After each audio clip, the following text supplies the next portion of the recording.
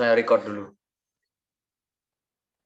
Kita akan mulai pada pagi hari ini, Bapak Ibu Saudara. Kita akan saksikan klip ini dulu sebelum nanti langsung pujian penyembahan oleh Bu Agung dan Mas David dan Mbak Vio.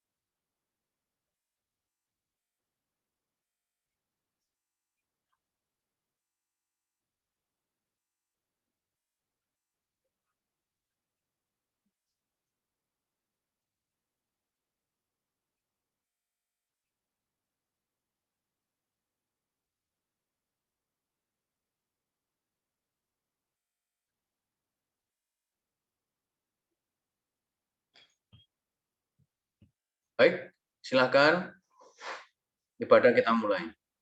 Tuhan memberkati.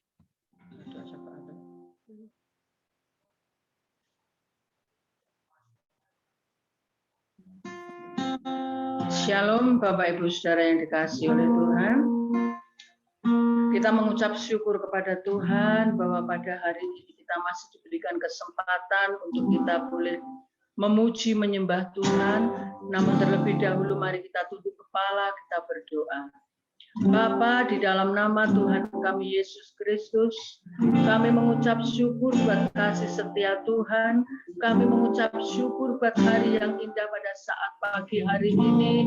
Kami bersyukur Tuhan, kami boleh bersama-sama berkumpul sekalipun kami lewat via Zoom. Namun kami percaya Tuhan, kuasa-Mu tidak terbatas dengan ruang dan waktu. Kami berdoa pada saat pagi hari ini, kiranya Tuhan memberkati ibadah kami.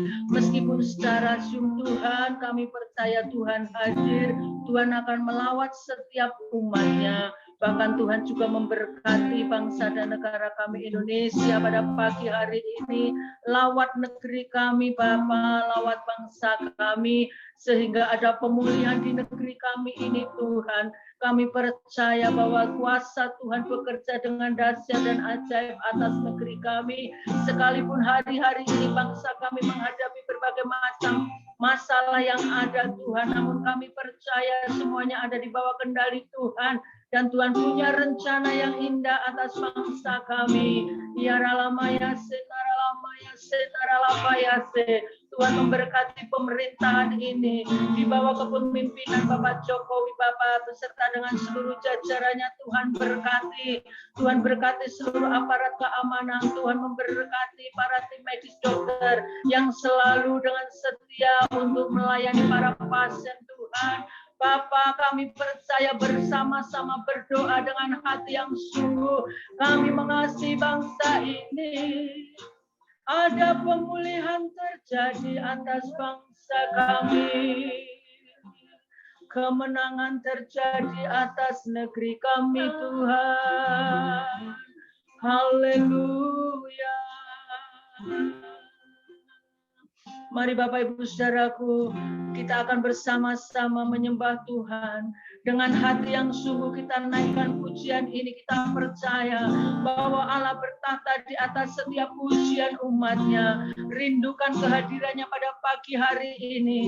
Rindukan Bapak Ibu Saudaraku bertemu secara pribadi dengan Tuhan pagi hari ini. Haleluya. Haleluya Yesus.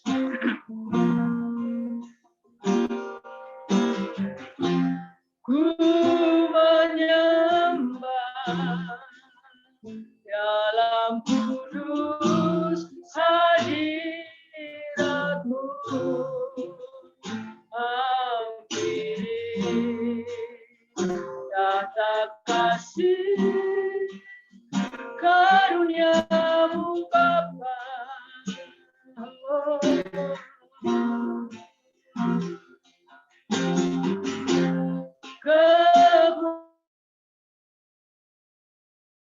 kekuatanku hanya dalam hadirat-Mu, Yesusku.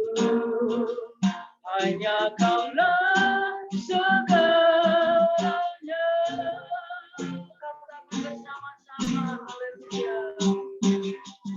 Ku yakin Kau hadir di sini. Ku rasakan kuasa yang tak terbatas. Ku yakin Kau nyata di sini. Kemenangan terjadi di sini. Mari kita pujikan pujian ini dengan iman. Amin. Ku menyembah dalam kudus hadirat-Mu, hampiri tata kasih karunia-Mu Bapa.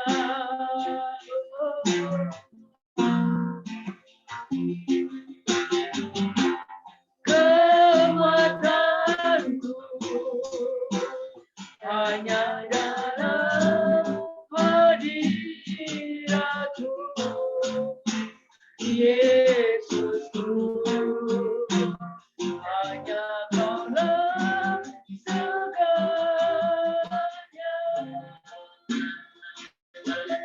Mari dengan penuh percaya kita katakan, kita hadir di sini. Ku rasakan kuasa yang tak terbatas. Ku yakin Kau nyata di sini. Kemenangan terjadi di sini. Ku yakin Kau hadir di sini. Ku rasakan kuasa yang tak terbatas. Ku yakin Kau nyata di sini. Kesembuhan terjadi di sini. Ku yakin Kau hadir. Kami percaya Tuhan. Tuhan hadir merawat setiap kami. Akan menerima kebenaran, kesembuhan, kelepasan dalam nama Tuhan Yesus. Kami percaya lewat pujian ini Tuhan, iman kami boleh bangkit bahwa kami punya Allah yang hidup, Allah yang luar biasa. Haleluya. Yakin Kau hadir di sini. Ku rasakan kuasa yang tak terbatas. Ku yakin Kau nyata di sini. Kemenangan terjadi di sini. Kesembuhan terjadi di sini. Kelepasan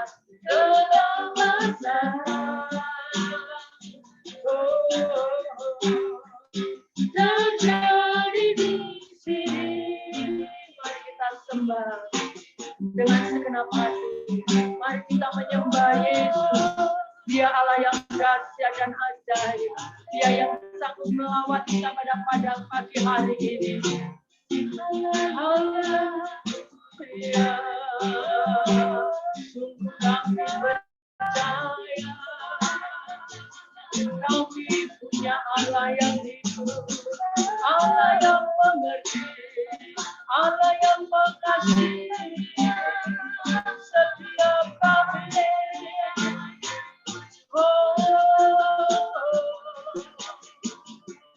Haleluya, haleluya. Engkau pulihkan kami, Engkau sembuhkan kami, yang kami pada hari ini. Haleluya.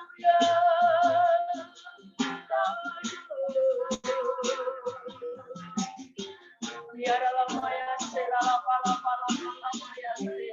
Engkau langsung berkekuatan kami, sekalipun kondisi saat ini mungkin sedang memimpin kami. Ketakutan, kekhawatiran melanda atas setiap umat Tuhan.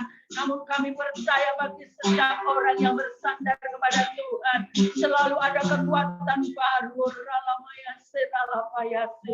Tuhan, kami rindu Engkau pagi hari ini, seperti rusa yang merindukan sungai-Mu. Demikian juga hati ini haus akan Engkau, Bapa. Mari Bapa sirami kami dengan Roh-Mu yang kudus pada pagi hari ini. Diana rata maka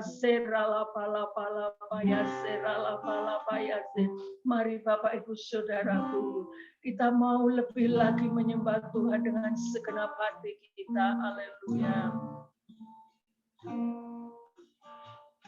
Haleluya Yesus, ini kerinduan kami Bapa. Seperti rusa rindu sungai-Mu, jiwaku rindu Engkau.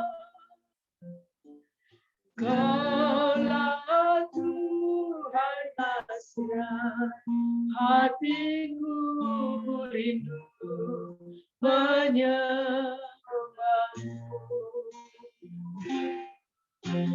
Seperti rusa rindu sungai-Mu, jiwaku rindu Engkau. Kaulah Tuhan hasrat hatiku, ku rindu menyembah-Mu. Engkau kekuatan dan perisaiku, kepadamu rohku berserah. Kaulah Tuhan hasrat hatiku, ku rindu menyembah-Mu.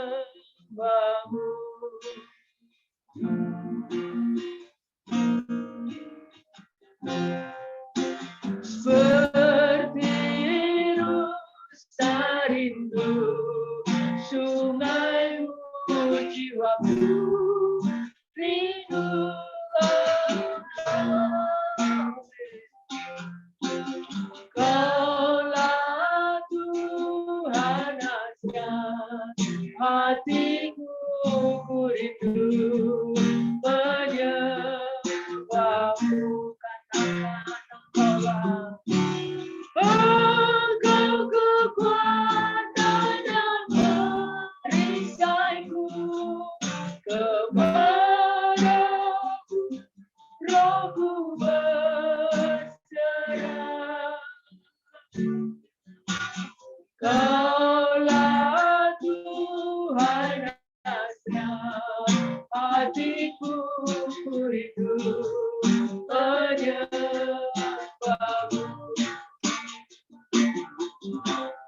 Yesus, Yesus, Kau berada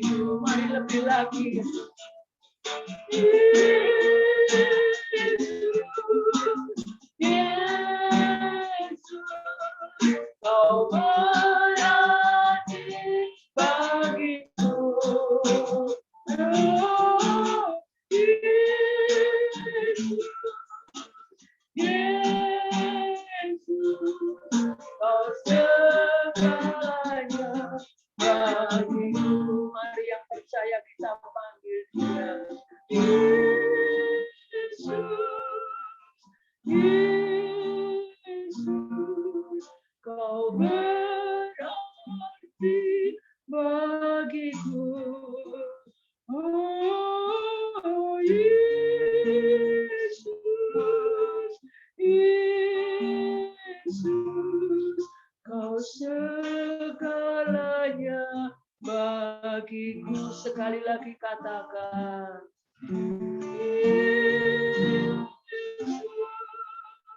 Yesus, Kau berarti bagiku. Oh Yesus, Yesus, Kau segalanya bagiku. Kau segalanya bagiku. Kau segalanya bagiku, ya Ramayase. Oh, Engkau sungguh berarti bagi setiap kami. Haleluya. Engkaulah kekuatanku, menara perlindungan, kota bentengnya. Haleluya.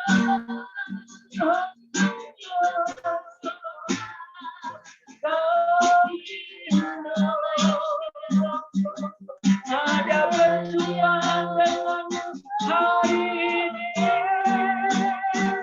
Kuasa kami melawan setiap kami. Dia Ramayase. Haleluya. Dia ada sama kasih Ramayase. Oh, dia Ramayase.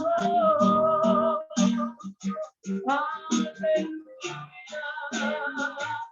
Dia ada sama kasih Ramayase.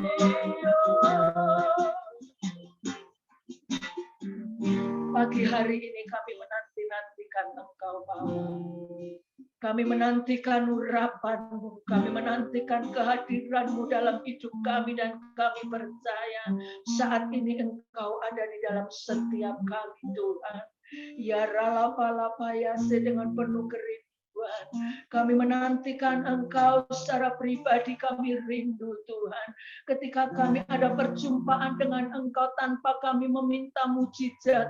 Mujizat itu pun sudah Tuhan sediakan bagi kami. Yang lemah dikuatkan, yang tidak memiliki semangat ada semangat yang baru. Terima kasih Tuhan. Haleluya Yesus. Haleluya.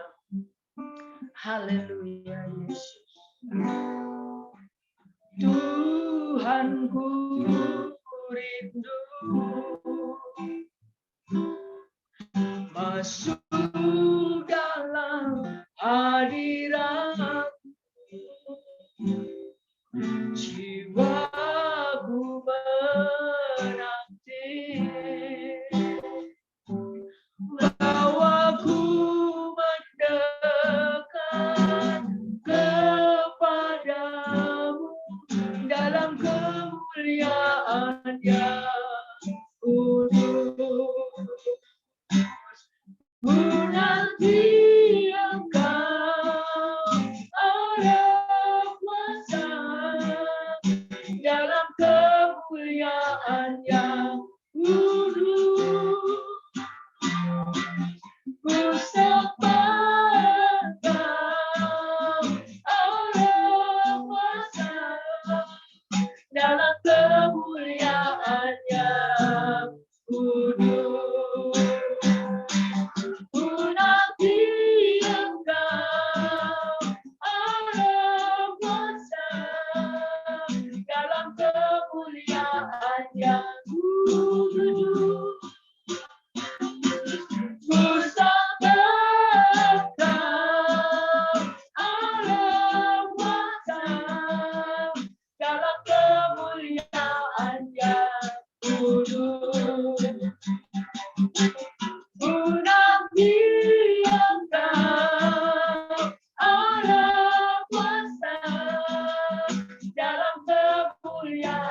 yang kudus. Ku sembah Engkau, Allah kuasa, dalam kemuliaan. Kita pujikan pujian ini sekali lagi, waktu selanjutnya kita serahkan. Ku nanti Engkau, Allah kuasa, dalam kemuliaan yang kudus.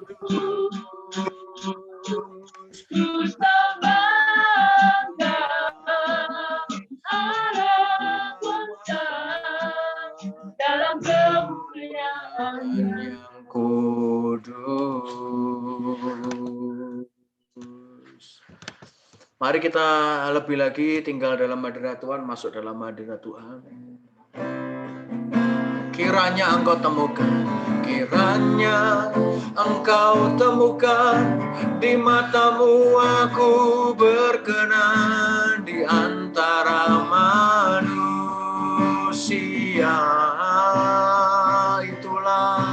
Itulah kehormatanku, terindah dalam hidupku, kebahagiaan di hadirat-Mu. Kiranya Engkau temukan, kiranya Engkau temukan, di matamu aku berkenan di antara manusia.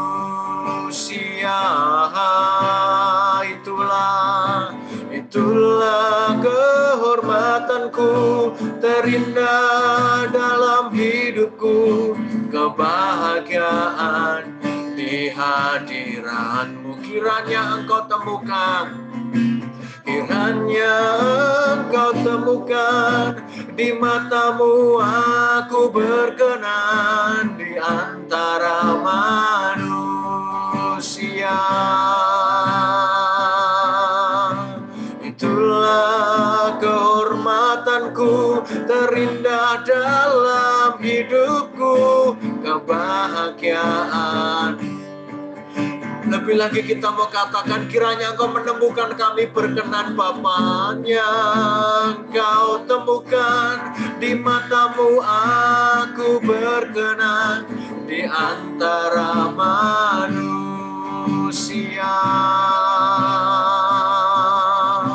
Itulah kehormatanku, terindah dalam hidupku, kebahagiaan.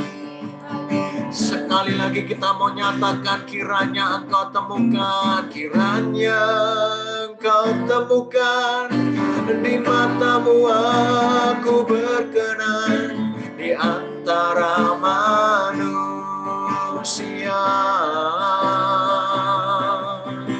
Itulah kehormatanku, terindah dalam hidupku, kebahagiaan di hadirat-Mu, kebahagiaan di hadirat-Mu, kebahagiaan di hadirat-Mu. Haleluya.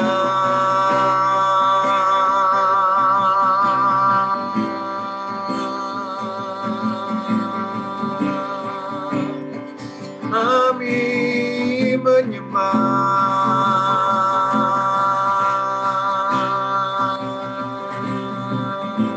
muliakanlah, haleluya.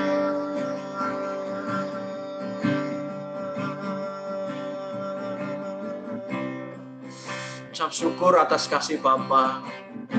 Pisahkan kami dari dunia ini sehingga kami tidak terikat dengan dunia ini dan segala isinya. Haleluya. Tiada yang ku nanti lagi, apapun di bumi ini, rindu hatiku pulang ke sana. Di sisa hari-hariku berbuah-buah bagimu, tanda cinta dan kerinduanku. tiada yang ku nanti lagi, tiada yang ku nanti lagi. Apapun di bumi ini, rindu hatiku pulang ke sana. Di sisa hari-hariku berbuah-buah bagimu, tanda cinta dan kerinduanku. Pisahkan kami benar dari dunia ini, sehingga hidup kami Bapa benar-benar memuliakan Engkau, benar-benar berkenan di hadapan-Mu, agar kami tidak meleset, agar kami tidak tersesat Bapa. Ora mata satara boga sikirala barala, di sisa hari-hariku biarkan berbuah. Oh haleluya Yesus. Terima kasih Bapa. Terima kasih. Terima kasih Bapa. Sampaikan isi hati Tuhan dalam pemberitaan firman pada pagi ini, kiranya Roh Kudus menguatkan kami, menjaga kehidupan kami agar kami terus dalam track Tuhan, dalam anugerah Tuhan. Dalam nama Putra Tunggal Bapa Yesus Kristus kami berdoa. Amin. Amin. Amin. Amin.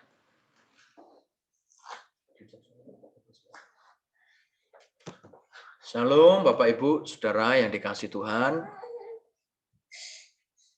Ya, saya sapa dulu ya, Pak Henry, shalom, lalu Pak Aris, Mas Reza, Mbak Ripka, keluarga Mas Kris, Bu Aritri, Shalom. Om, keluarga Bu Agung, Pak Yohan sekeluarga, Yosafat sekeluarga, Yoser, ya, semuanya shalom. Kita akan mulai firman Tuhan pada pagi hari ini. Saya akan share screen dulu, Bapak Ibu bisa tunggu sebentar ya. Oke.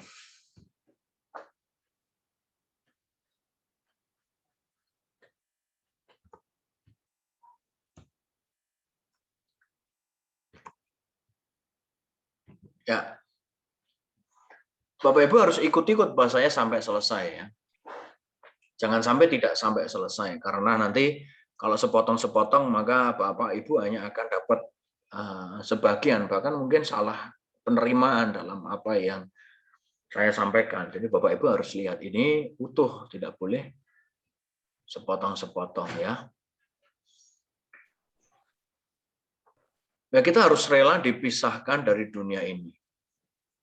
Sampai benar-benar kita tidak menginginkan lagi kenyamanan dunia, termasuk menerima segala apapun yang terjadi dalam hidup kita dan siap menghadapi apapun yang terburuk dalam kehidupan kita sebagai proses, sebagai bentuk kerja Allah dalam kehidupan kita. Ya, tentu hal yang buruk itu bukan hasil ulah perbuatan kita, tapi tentu sebagai cara Allah memproses kehidupan kita. Sampai betul-betul kita tidak lagi menginginkan dunia ini, menginginkan kekayaan, kemapanan, sampai kita tidak menginginkan itu. Nah, jika kita diberkati dengan kemapanan, kekayaan, maka harus kita gunakan untuk melayani Tuhan, untuk kemuliaan Tuhan. Tetapi apa yang kita miliki itu pun bukan milik kita, sehingga Bapak Ibu bisa membelanjakan sesuka diri Bapak Ibu, sesuka hati Bapak Ibu, untuk tidak bisa membelanjakan apa yang kita miliki sesuka hati kita sendiri. Semua harus seturut dengan apa yang Allah inginkan. Artinya kita tidak punya kepemilikan apapun. Itu dipisahkan dari dunia. Sampai kita betul-betul tidak butuh mujizat. Tidak butuh mujizat. Ya. Nah, maka khotbah saya harus Bapak Ibu dengarkan sampai selesai. Sampai kita tidak butuh mujizat. Tidak lagi di dalam doa pagi kita, Tuhan jaga keluargaku, Tuhan jagai keluargaku supaya berkati mereka, berkati pekerjaannya supaya limpah dengan kekayaan, sampai tidak ada kata-kata itu lagi dalam doa saudara. Sampai kata-kata itu lambat laun menurun. Lalu yang paling muncul adalah perkenan aku, bentuk aku.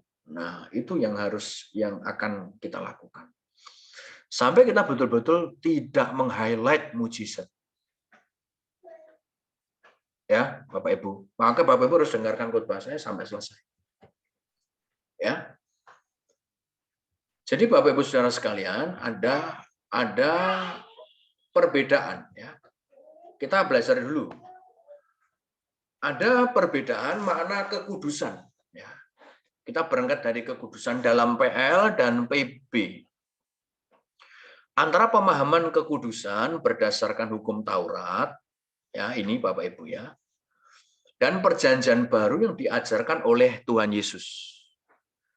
Kekudusan berdasarkan hukum Taurat adalah asal melakukan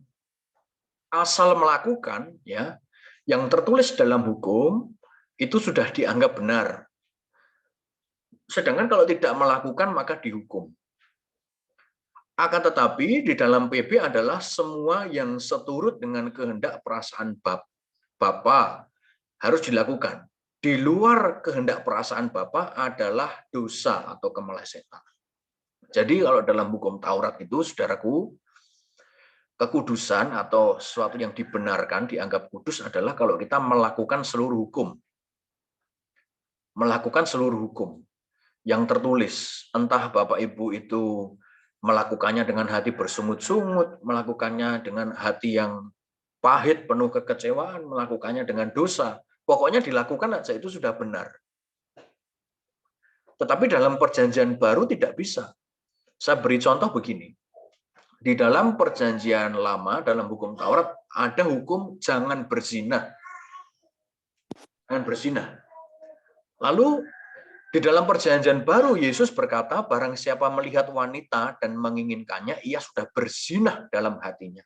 Memang belum berhubungan badan, belum berhubungan intim, tapi ketika sudah melihat wanita dan menginginkannya dalam hati, itu sudah berzina. Dan juga barang siapa melihat istri tetangganya, barang siapa melihat istri saudaranya, barang siapa melihat kekayaan saudaranya, dan menginginkan dalam hatinya, itu juga bisa dianggap sebagai bentuk kemelesetan. Itu dalam perjanjian lama. Terlebih dalam perjanjian baru, Bapak Ibu Saudara sekalian yang dikasihi oleh Tuhan. Maka dalam perjanjian baru, segala sesuatu yang di luar kehendak perasaan Allah disebut dosa, disebut ketidakkudusan, disebut kemelesetan. Jadi kalau kita tidak melakukan sesuatu seturut dengan perasaan dan pikiran Allah, kita meleset Bapak Ibu, kita berdosa.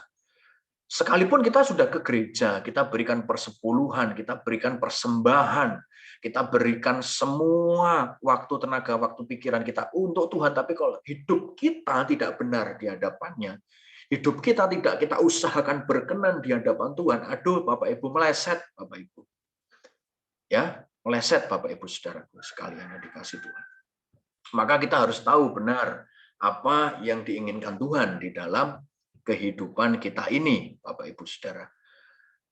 Nah, jadi Tuhan Yesus pun mengalami ini. Ya. Ya, ini tadi ya Bapak Ibu Saudaraku ya. Ya, kita harus sesuai dengan kehendak dan perasaan. Nah, bagaimana kita sesuai dengan kehendak dan perasaan Allah? Ya, terus melatih diri setiap hari. Nanti kita akan belajar di belakang lebih dalam, Bapak Ibu. Nah, kemelesetan atau hamartia atau hamartia yang diartikan dosa bisa terjadi melalui beberapa hal. Salah satunya godaan iblis. Nah, ini Yesus yang digoda oleh iblis, Bapak Ibu, di Mount of Testament, di Bukit Pencobaan ya, Bapak Ibu ya. Di Bukit Pencobaan ya. Yesus digodai, selevel Yesus pun digodai pada saat itu, Bapak Ibu. Digodai untuk meleset. Iblis berusaha menarik Anda, bahkan Yesus, dalam kenyamanan dunia. Iblis menawarkan dalam Lukas pasal 4 kepada Tuhan. Kalau engkau mau menyembah aku, Iblis berkata, maka seluruh kekayaan dunia ini menjadi milikmu. Nah, Iblis mencoba menarik Yesus dalam kenyamanan dunia. Nah, kalau Yesus Tuhan kita yang mulia saja bisa, Bapak Ibu, digodai, ditarik dalam zonanya iblis, yaitu kenyamanan dunia. Terlebih kita, Bapak Ibu. Maka iblis akan berusaha menarik Anda, saudara, dalam kenyamanan dunia dengan caranya yang halus sekali. Semakin Anda dekat dan nyaman dengan dunia ini, maka niat hidup kudus Anda mustahil dilakukan. Semakin Anda dilingkupi dengan kekayaan, semakin Anda kaya, semakin Anda sulit hidup berkenan. Saya jamin, saudara. Jadi orang yang banyak duitnya itu semakin banyak maunya. Semakin punya kebebasan. Orang yang semakin banyak duit, semakin berduit, semakin kaya itu maunya semakin banyak. Egoisnya semakin besar. Dan hawa nafsunya semakin besar. Bapak Ibu, dan keinginan berkuasanya melakukan banyak hal itu, keinginannya semakin banyak. Maka kalau kita kaya, semua kekayaan itu adalah milik Tuhan, kita jadi miskin. Semakin Anda dekat dengan nyaman dengan dunia ini, maka niat hidup kudus Anda mustahil. Ketika Anda ditarik dekat dengan dunia, Anda meleset, Bapak Ibu. Iblis mencoba memanfaatkan natur manusia yang sudah rusak akibat dosa asal dengan menarik mereka agar mereka tidak dapat dikembalikan ke rancangan Bapa yang semula. Wah, ini iblis dengan caranya akan menarik saudara dengan pemikirannya, dengan tipu dayanya akan menarik saudara agar saudara tidak dikembalikan ke rancangan semula. Agar saudara tidak dikembalikan ke rancangan semula. Iblis akan menarik saudara dengan cara-caranya agar saudara meleset dan tidak ada dalam langit baru, bumi baru. Iblis akan tarik. Selanjutnya, saudara, kita patut berhati-hati dengan ajaran yang mengutamakan kenyamanan dunia.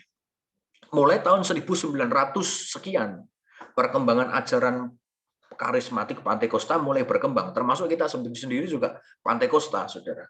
Ya, Pantekosta. GSKI juga mempercayai, Pantekosta mempercayai kuasa Roh Kudus dan karunia-karunia Roh, tapi ditempatkan dengan patut dan sesuai porsinya.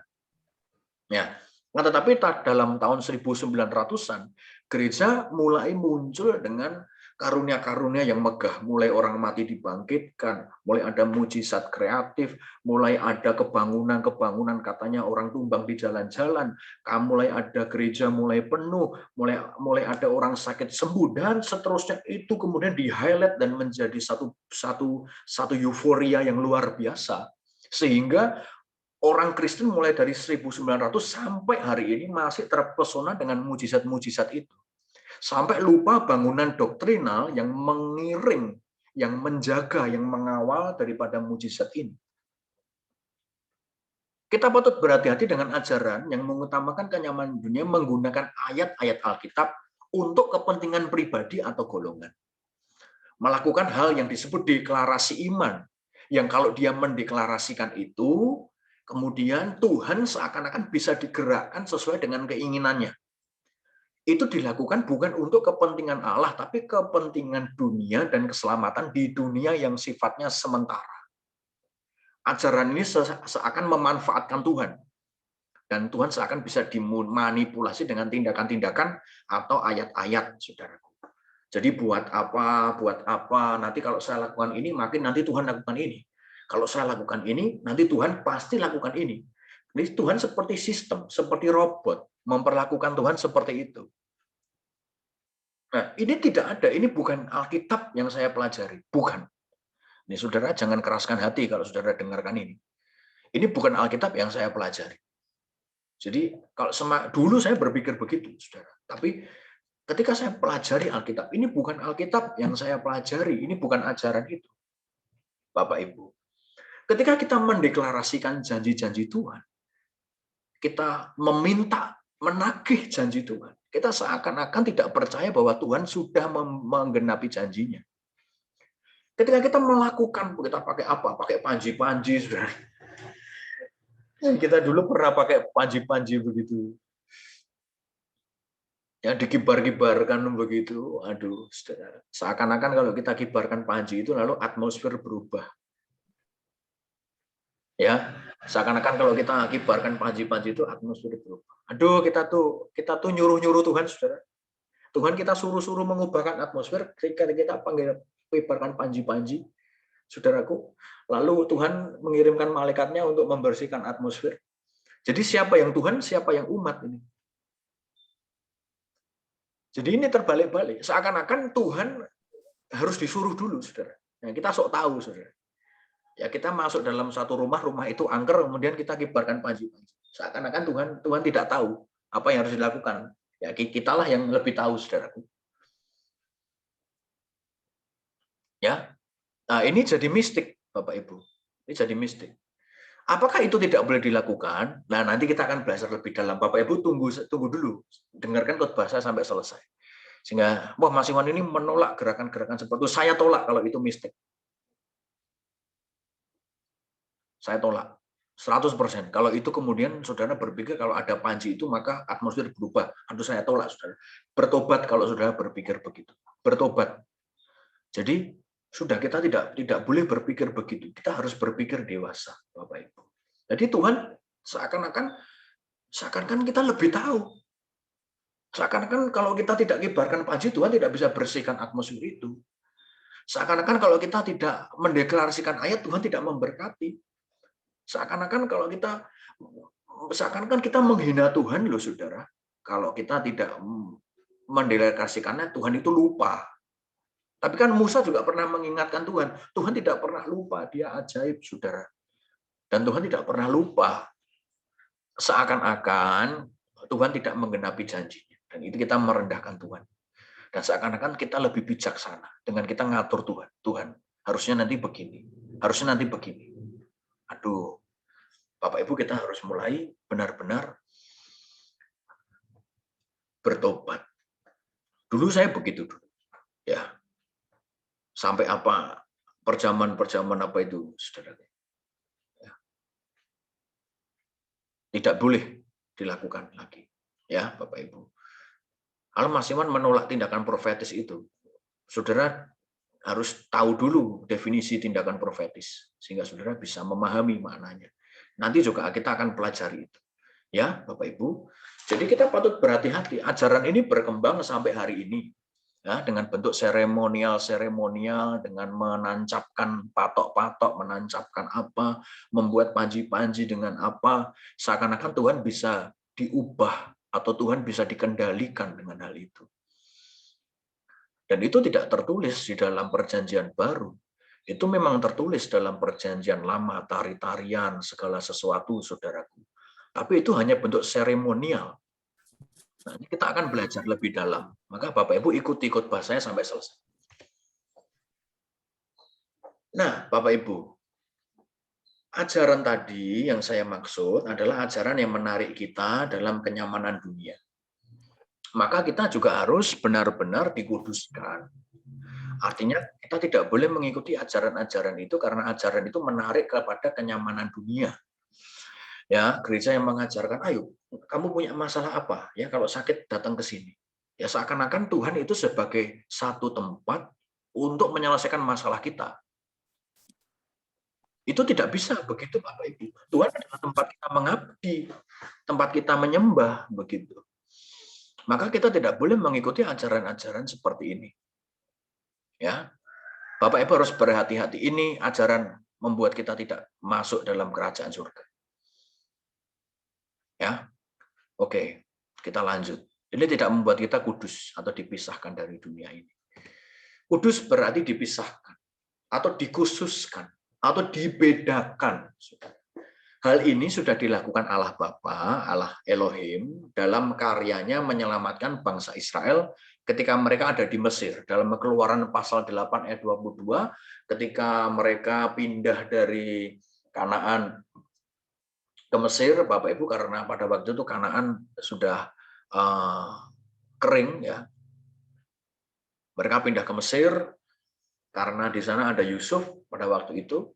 Akhirnya Tuhan menempatkan mereka ke dalam satu tanah yang subur karena mereka punya banyak kambing domba, dan di Mesir adalah kaum peternak itu adalah kaum rendah, maka harus dipisahkan. Orang Mesir tidak mau kumpul dengan orang-orang Angon, orang kaum peternak tidak mau. Maka ditaruh di satu tempat yang dekat sungai, dekat lembah, saudara, yaitu Goshen. Maka orang Israel ditaruh di Goshen.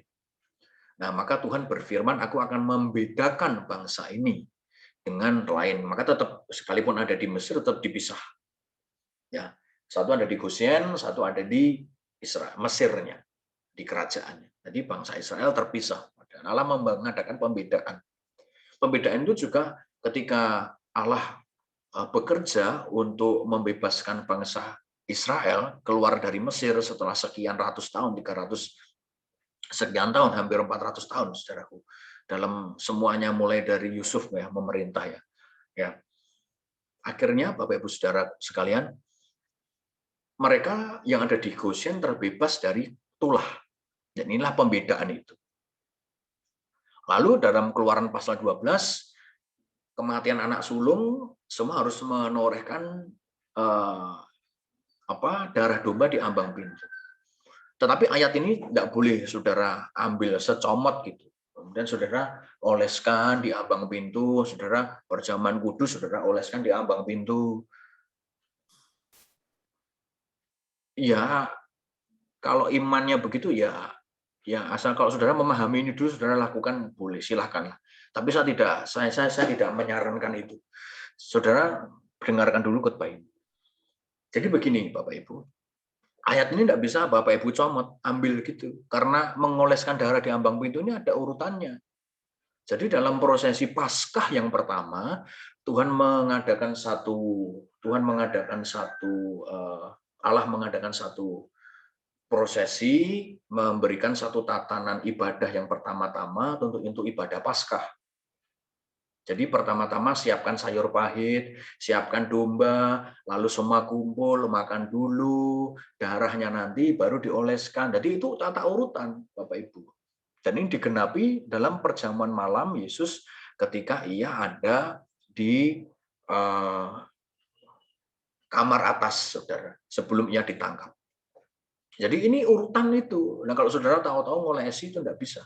Ya saudara harus baca komplit Keluaran pasal 12 ini. Nah, keselamatan bangsa itu akhirnya mereka terbebas. Jika keselamatan dalam definisi adalah bangsa itu dimaknai sebagai keselamatan bangsa itu mengalami lepas dari segala tulah dan anak sulungnya tidak mati, itu bukan keselamatan yang dimaksud. Keselamatan bangsa itu bukan hanya anaknya diselamatkan, tapi keselamatan bangsa itu harus dimaknai sebagai kebebasan mereka dari Mesir.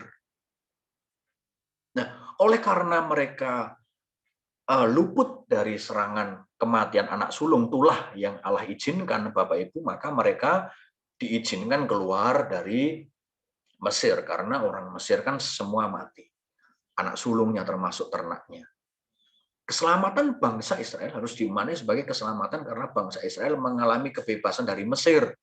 Bangsa itu mengalami pengkudusan justru bukan saat anak sulung mereka diselamatkan atau mereka terhindar dari kutuk atau tulah, tapi justru ketika mereka diproses saat di padang gurun, saudara.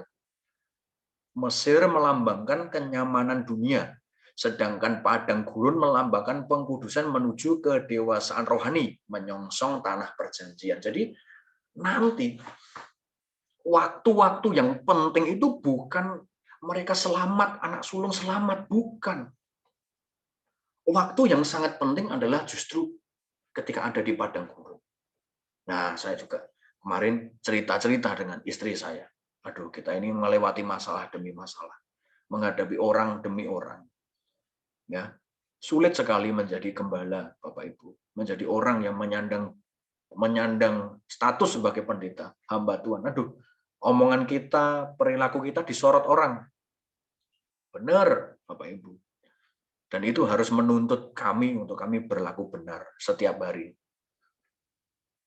Bapak Ibu Saudara, jadi yang mahal itu bukan nyawa yang diselamatkan saja, tapi mereka keluar dari tanah Mesir menuju tanah perjanjian sesungguhnya dijanjikan Allah. Mujizat-mujizat yang ditampilkan, apapun keajaiban-keajaiban yang dimunculkan, itu bukan major, itu bukan mayor. Yang utama adalah mereka menyongsong tanah perjanjian. Maka bangsa Israel dikuduskan, dipisahkan, dikhususkan Bapa. Lebih lagi, justru di tengah-tengah padang gurun, mereka diproses, mereka mengalami penderitaan sampai mereka bisa masuk tanah perjanjian melalui karya Tuhan, melalui Yosua. Bapak Ibu Saudara yang dikasih oleh Tuhan, saya di bagian yang terakhir. Setelah ini saya selesai. Ini kemarin. Kudus berarti dipisahkan, dibedakan, dikhususkan.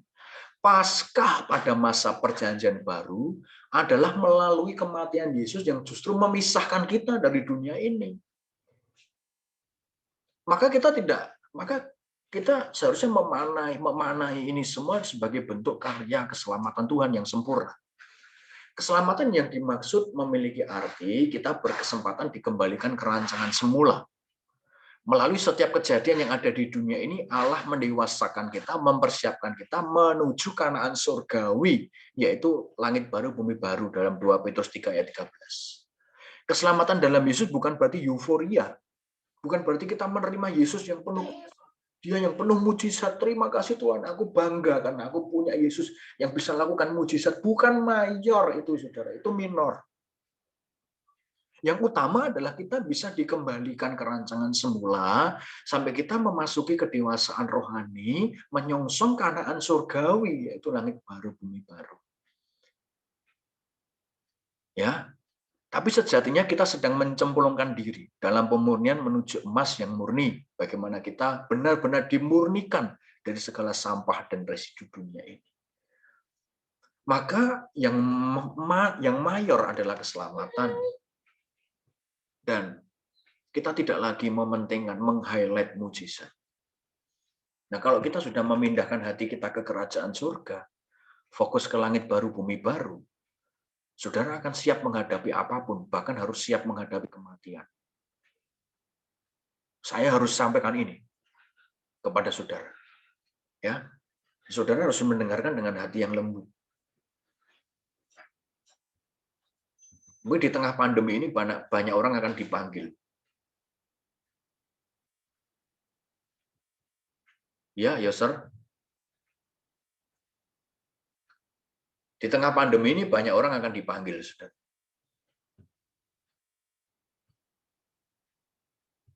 Di tengah pandemi ini banyak orang akan satu persatu, tidak ngerti. Dan kita seperti tidak bisa menghalangi itu. Kenapa? Mujizat tidak begitu penting hari ini. Kalau Tuhan sudah menginginkan, kita pulang. Kita pulang. Dan sebagai gembala, saya tidak bisa terus menimang-nimang jemaat. Saudara kalau mau ikut saya bersama-sama, ya, dengan keluarga, ayo persiapkan diri. Bangun pagi. Saya tadi diskusi dengan istri. Istri saya, aku kalau pagi dibangunkan, paksa aku baca Alkitab, begitu saudara katanya. Karena capek beberapa hari, ya kita tidak renungan pagi, renungan malam sudah merasa cukup, renungan pagi ternyata kita ditegur Tuhan untuk tetap pagi harus renungan. Ya kita harus paksa diri Bapak Ibu, saudara sekalian. Maka saya berkata, kita tidak lagi butuh deklarasi iman, deklarasi mujizat. Kalau saudara deklarasi iman, tunjukkan lewat perbuatanmu. Nah, percuma kita ngoles-ngoles, ya, saudara. Di pintu, begitu, minta Tuhan menjagai, kita tidak menjaga hidup kita. Kita mengenakan apa ya? Mengenakan atribut-atribut kekristenan, pasang salib, kemudian kita olesi rumah-rumah kita dengan apa, kita kasih bau-bauan apa yang agar nampak seperti bait suci. Tapi kalau dalam rumah ada pertengkaran, omongannya buruk, tidak memberkati, suka marah-marah, apakah Tuhan bisa menjaga rumah saudara? Jangan pikir dengan atribut-atribut itu seakan atmosfer bisa berubah. Tidak bisa, itu mistik, Bapak-Ibu. Dan kita tidak bisa berlaku begitu. Yang memberkati adalah perbuatan kita. Kalau kita takut Tuhan, kalau kita merendahkan diri di hadapan Tuhan, kita mencintai Tuhan, mengasihi Tuhan, masakan Tuhan tidak menjagai? Bahkan firman Tuhan berkata, kalau engkau Bapa rohani bisa memberikan yang terbaik bagi anakmu, masakan Bapamu yang di surga akan memberi ular ketika engkau meminta roti. Tidak mungkin. Tuhan pasti mencintai saudara, pasti menjaga saudara. Nah, kalau saudara secara iman, aku mau ngolesi, ya, pintu rumahku, aku mau masang atribut, aku mau pasang panji-panji rumahku dengan atribut-atribut kekristenan, silahkan. Tapi yang terutama adalah kelakuan perbuatan saudara, perkataan saudara, kehidupan saudara. Ya, bagaimana saudara menjaga kesehatan, bagaimana saudara bekerja dengan sungguh-sungguh, kan ini yang utama. Jadi jangan seakan-akan dengan atribut-atribut itu bisa mengubahkan rumah tangga kita. Tidak bisa. Itu sesat.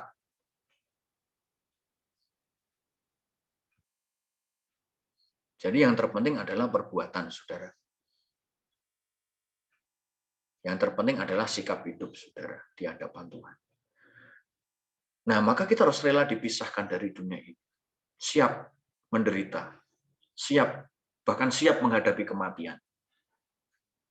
Siap dalam segala hal.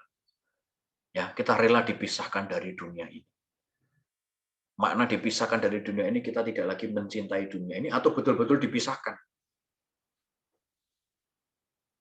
Artinya menuju ke kekekalan kematian. Harus siap. Bapak Ibu. Maka segala sesuatu tidak harus sesuai dengan keinginan kita. Maka saya berkata, sampai kita berkata, aku tidak lagi membutuhkan mujizat. Aku pengen apa yang terjadi dalam hidupku ini, semua apa yang kau inginkan. Nah, itu sudah. Karena apa saya berkata gitu? 10 orang kusta disembuhkan Tuhan, 1 yang kembali. 1 orang aja yang kembali. Bapak Ibu Saudara yang terkasih di dalam Tuhan. Mari kita mau dewasa. Ya, dewasa. Dewasa. Dipisahkan dari dunia betul. Ya, yang masih muda-muda, yang belum menikah, cari istri yang takut Tuhan. Jangan cuma cantik aja. Ya. Takut Tuhan, cinta Tuhan yang menolong saudara.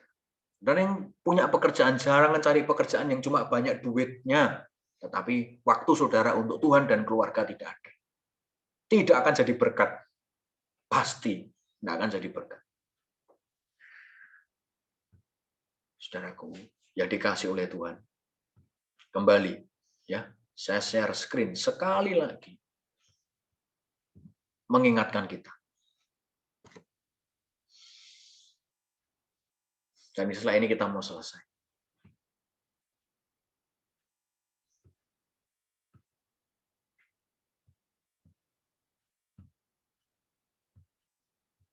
Saudaraku yang dikasih oleh Tuhan.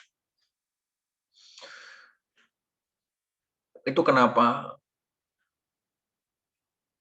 ketua umum kita, yaitu Bapak Eras, selalu berkata begini, kalau doa, kamu harus lakukan meditasi. Meditasi itu bukan meditasi yang seperti tenaga dalam buka. Kata merenungkan itu dalam bahasa asli itu meditate, saudara. Meditasi, artinya merenungkan, memeriksa diri, itu meditasi. Jadi definisinya saudara harus tahu. Maka Bapak Ibu Saudara, ayo kita mau kembali ke gambar yang atas ini ya. Ya, kita manusia berdosa, kita menyeberang melalui Yesus Kristus untuk kita memasuki Allah yang suci, kehidupan yang suci, kehidupan yang kekal. Ya, kita berusaha Bapak Ibu. Ayo kita semua hidup kudus ya. Hidup sesuai dengan perintah Allah. Hidup sesuai dengan pikiran dan perasaan Allah, melatih diri. Firman Tuhan dalam 1 Korintus ya. Rasul Paulus berkata, aku melatih tubuhku, harus dilatih, saudara, harus diajar, harus tubuhnya harus dipaksa untuk mengikuti kehendak Tuhan. Demikian apa yang bisa saya sampaikan pada pagi hari ini. Ya, jadi apakah boleh kita lakukan tindakan profetis? Ya, tindakan profetis itu maknanya kita bisa diskusi lebih dalam. Jadi saya tidak ingin kita betul-betul setengah-setengah, saudara, kita harus betul-betul hidup dalam anugerah. Ya, sudah pasang saleh, pasang atribut-atribut apa di rumah. Boleh, tapi bukan untuk kemudian kalau ada ini rumah saya jadi tenang, kalau tidak ada tidak. Oh, itu saudara sudah mulai mistik, tidak boleh. Yang terutama adalah hidupmu. Ya, saudara pakai kalung salib. Yang terutama adalah hidupmu. Yang mencerminkan Kristus. Jadi tidak ada benda-benda atau hal apapun. Tapi kalau saudara mau melakukannya, tidak salah juga. Boleh, ya. Boleh. Saudara mau mengurapi rumah, aku memberkati rumah ini, Tuhan kiranya rumah ini jadi rumah kesukaanmu. Silakan, tetapi hidupmu harus benar. Ya. Perkataan saudara harus benar. Dalam rumah harus ada perkataan berkat. Tidak boleh ada perkataan marah-marah, perkataan mengkutuki. Ya, yang menjagai kita bukan itu semua, tapi perbuatan kita. Ya, Bapak Ibu Saudara yang terkasih di dalam Tuhan, kita patut bersyukur untuk ini semua. Kebenaran yang kita dengar. Ya, Bapak Ibu, kita berdoa. Kita mau pujikan satu pujian.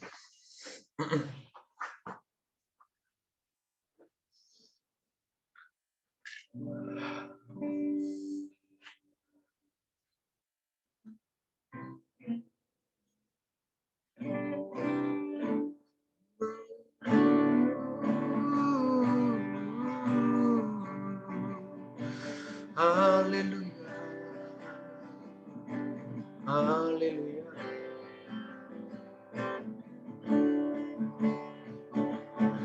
Menyenangkanmu, menyenangkanmu dimanapun dan kapanpun dalam segala perkara.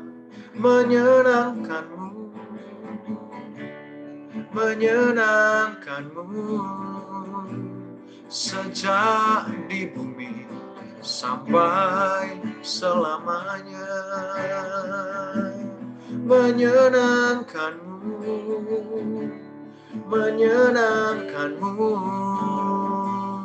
dimanapun, kapanpun, dalam segala perkara. Menyenangkanmu,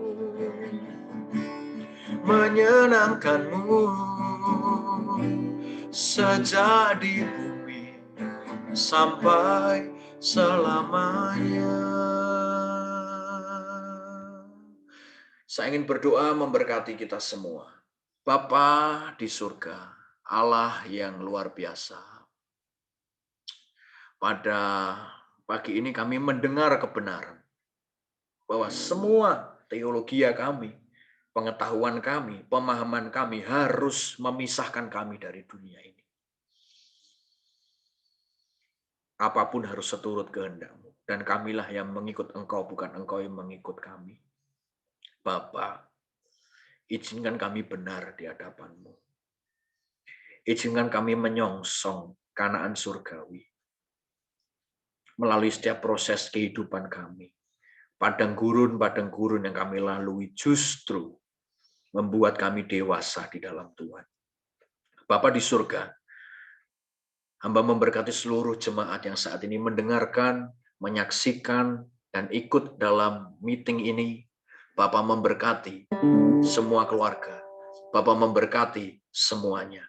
Bapa memberkati keluarga Pak Haris, keluarga yang ada di Sukoharjo, keluarga Pak Yuhan, keluarga Bu Aritri, keluarga Mas Kris, Mbak Rika, Pak Henry, Mas Reza, keluarga Yoser, keluarga Bu Titi, keluarga Bu Cita, keluarga Mbak Ripka. Allah memberkati semuanya, termasuk rekan-rekan yang belum bisa join. Ada berita bahwa ayahanda Bu Windy, yaitu kakek dari Samuel, saat ini drop. Bapak, kami juga mendengar kabar ayahanda Adityan, saudara kami, juga saat ini mengalami drop. Bapak memberkati. Bapak menyembuhkan kiranya pikiran hati semua. Bapak, rekan-rekan dipersiapkan untuk mengarahkan diri kepada Engkau saja dan kekekalan-Mu. Bapak, kiranya jika Engkau berkenan, Engkau memberikan kekuatan kepada keluarga, sehingga keluarga beroleh kesempatan untuk senantiasa mengenal Engkau lebih dalam. Jika Engkau berkenan menyembuhkan mereka, biarkan kesembuhannya untuk memuliakan nama-Mu, biarkan kesempatannya untuk membawa mereka masuk dalam kerajaan-Mu. Bapa memberkati semua keluarga, pekerjaan, memberkati kehidupan, semua sertai agar ketika kami diberkati, kami lebih efektif memuliakan Engkau. Bapa, ketika kami diberkati, kami seturut dengan apa yang Allah inginkan. Jangan biarkan kami sesat atau biarkan kami menjauh dari Engkau. Bapa, kiranya memberkati pikiran hati kami agar dalam bekerja, pekerjaan kami pun kami jadi berkat, agar ketika kami dalam rumah tangga kami pun kami menjadi berkat. Kasih karunia Bapa, Tuhan Yesus dan persekutuan dalam Roh Kudus menyertai saudara sekalian. Haleluya, haleluya, haleluya. Amin, amin, amin, amin, amin, amin. Mikrofon boleh dibuka, Bapak Ibu.